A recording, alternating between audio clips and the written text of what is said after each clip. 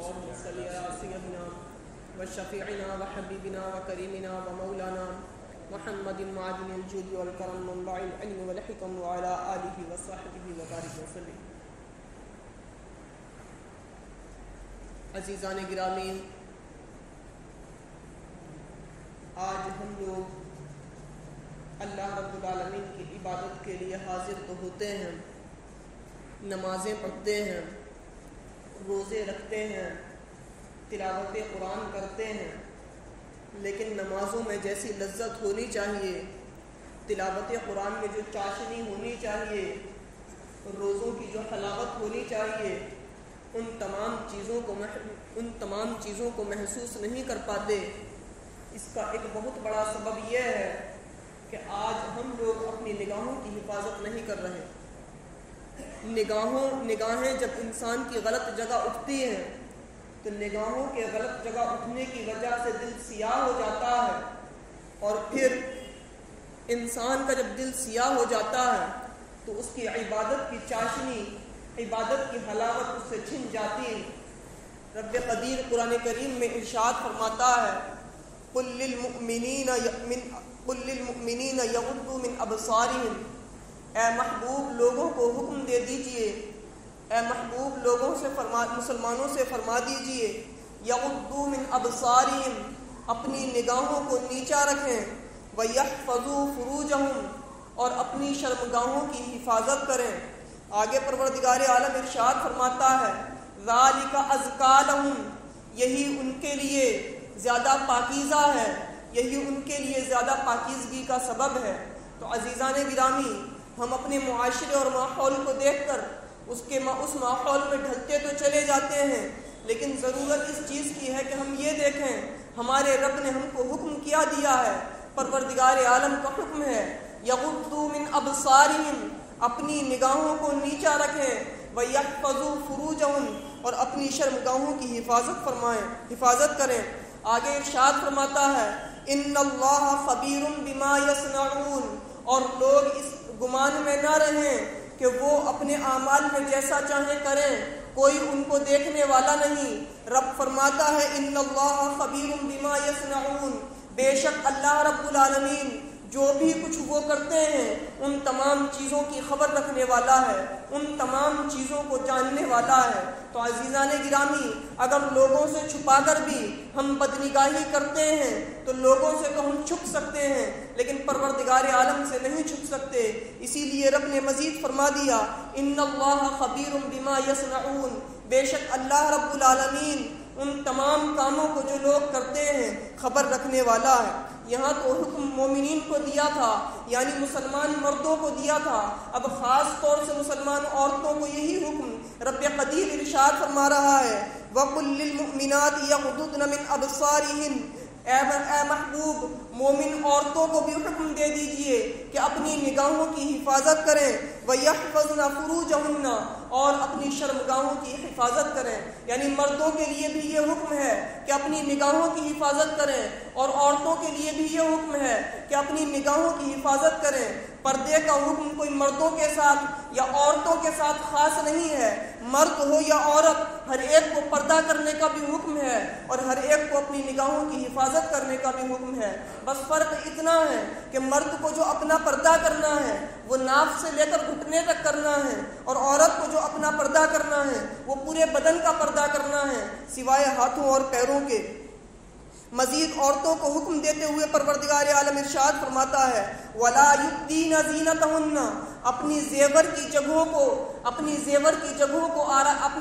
کی جگہوں کو ظاہر نہ کریں. یعنی جن مقامات پر عورتیں زیور پہنتی ہیں وہ جگہیں لوگوں کے سامنے ظاہر نہیں ہونی چاہیے. جیسے کلائیوں میں چوڑیاں پہنی جاتی ہیں، پنڈلیوں میں کنگن پہنے جاتے ہیں، کانوں میں بالیاں ڈالی جاتی ہیں. تو جن مقامات پر عورتیں اپنے زیور پہنتی ہیں وہ تمام مقامات مردوں سے چھپے رہنے چاہیے، وہ تمام مقامات مردوں کے سامنے ظاہر نہیں ہونے چاہیے۔ آگے فرماتا ہے الا ما ظہر منہا، مگر ان میں سے جو ظاہر ہو جائیں۔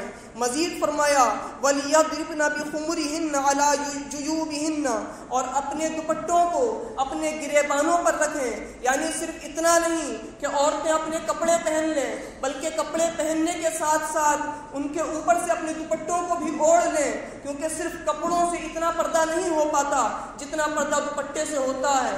لیکن افسوس آج ہمارے معاشرے کا حال یہ ہے کہ دن بدن ہمارے معاشرے سے دوپٹہ تو دور سے دور ہوتا چلا جا رہا ہے۔ سروں کو تو ہماری عورتوں نے اپنے پردے کی جگہ سمجھنا ہی چھوڑ دیا، سروں کو اس طریقے سے کھلا رکھتی ہیں جیسے اس کا پردہ ہی نہیں کرنا۔ تو عزیزان گرامی، ضرورت اس چیز کی ہے کہ ہم خود بھی اللہ رب العالمین کے احکام پر عمل کریں اور اپنے گھر کی عورتوں کو بھی اللہ رب العالمین کے احکام پر عمل کرنے کا حکم دیں۔ مزید دوسرے مقام پر پروردگار عالم ارشاد فرماتا ہے یا ایھا النبی قل لازواجک وبناتک ونساء المؤمنین، اے محبوب، اے نبی، آپ اپنی بیویوں سے، اپنی بیٹیوں سے اور مومنین کی عورتوں سے فرما دیجئے۔ یہاں پر نبی کو حکم دیا، عمل کرنے کا جو جذبہ اللہ رب العالمین نے سکھایا ہے وہ یہ کہ اپنے محبوب کو جب حکم دے رہا ہے تو سب سے پہلے حکم یہ دے رہا ہے کہ اپنی بیویوں کو آپ حکم دیں، اس کے بعد ارشاد فرما رہا ہے اپنی بیٹیوں کو آپ حکم دیں، اس کے بعد کہا جا رہا ہے وَنِسَاءِ الْمُؤْمِنِينَ، اور مومن لوگوں کی عورتوں کو بھی حکم دے دیں۔ تو جیسا پردہ رسول اللہ صلی اللہ تعالیٰ علیہ وسلم کی ازواج مطہرات نے کیا ہے، جیسا پردہ آقا علیہ الصلوۃ والسلام کی بیٹیوں نے کیا ہے، اسی طریقے سے پردہ کرنے کا حکم آج کی مسلمانوں کی عورتوں کو بھی ہے۔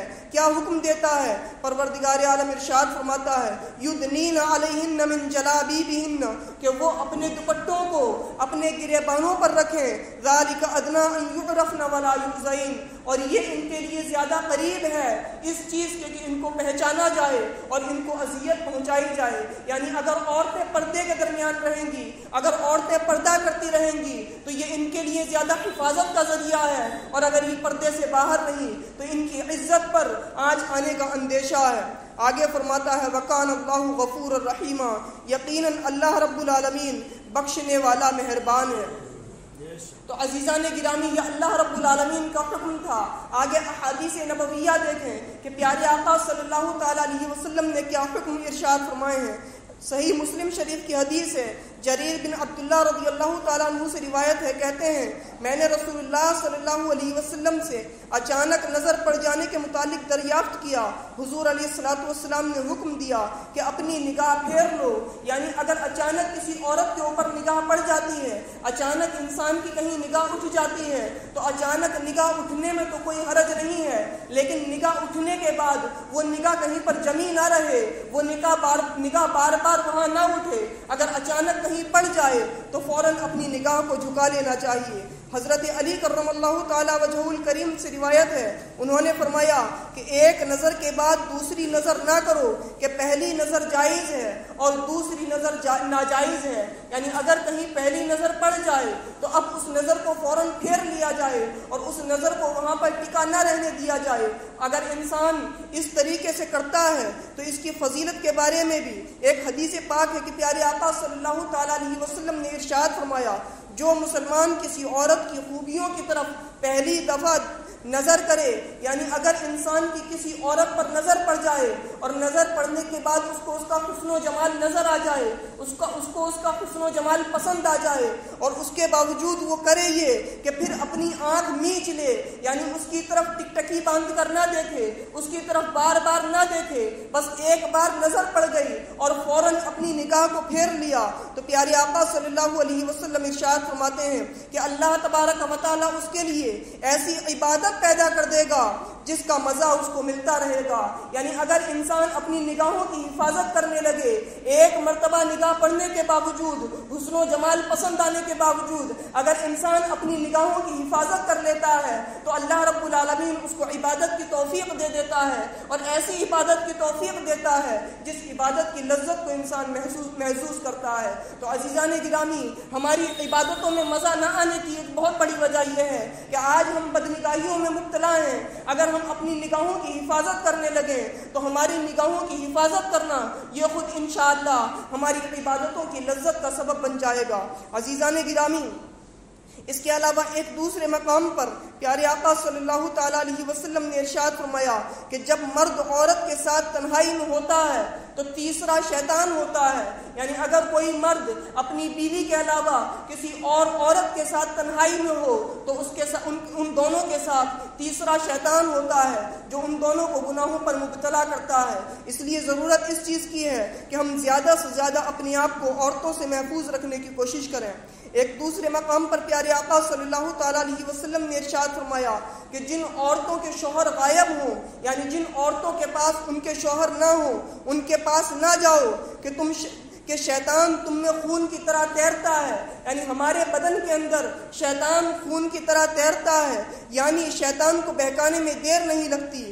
تو ان تمام چیزوں کا مطلب یہ ہے کہ ہم کو پہلے ہی سے اپنے آپ کو اپنی حفاظت کرنے کی ضرورت ہے کہ کسی عورت کے قریب بھی نہ جائیں. ایسا نہ ہو کہ ہم اپنے نفس کے اوپر اعتماد کیے رہیں کہ ہم کو کچھ نہیں ہوگا، ہم اپنے آپ کو گناہوں سے بچائے رہیں گے اور عورتوں کے پاس آتے جاتے رہیں.